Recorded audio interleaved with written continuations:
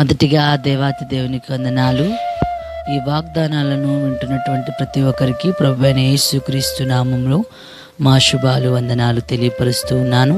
వాగ్దానం: మీకు అసాధ్యమైనది ఏదియూ నుండదు. మరొకసారి చదువుతున్నాను, మీకు అసాధ్యమైనది ఏదియూ నుండదు. మత్తయి రాసిన సువార్త 17వ అధ్యాయము 21వ వచనం. దేవుడు మాట్లాడుతూ ఉన్నాడు, మన జీవితంలో సమస్తము సాధ్యము చేయగల సమర్థుడు ఆయనే. అందుకే అంటున్నాడు, మీకు అసాధ్యమైనది ఏది ఉండదు.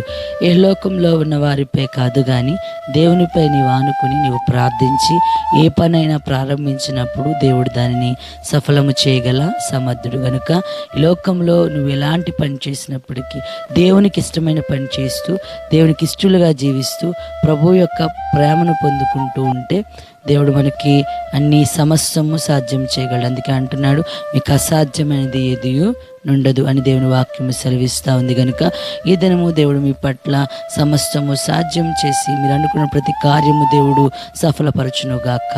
ఆమేన్. ప్రార్థన చేసుకుందాం. పరిశుద్ధులను ప్రేమ నమ్మకము కలిగిన మా యేసు ప్రభువా, మీకు వందనాలు. అద్భుతకరుడా, ఆశ్చర్యకరుడానికి స్తోత్రాలు.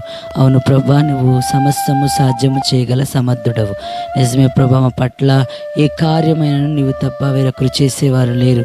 అందుకే అంటున్నావు, మీకు అసాధ్యమైనది ఏదీ లేదని. అది మా జీవితంలో ఆ వాగ్దానం మా జీవితంలో నెరవేరినట్లుగా మీరు మాకు సహాయం చేయమని, సమస్తము సాధ్యము చేయమని, నీవే మాకు తోడుగా ఉండమని నజరేయుడైన మా ప్రియ రక్షకుడునైన యేసుక్రీస్తు నామమున అడిగి వేడుకుని పొందుకొనుచు నాము తండ్రి. ఆమేన్. ఆమేన్. Praise the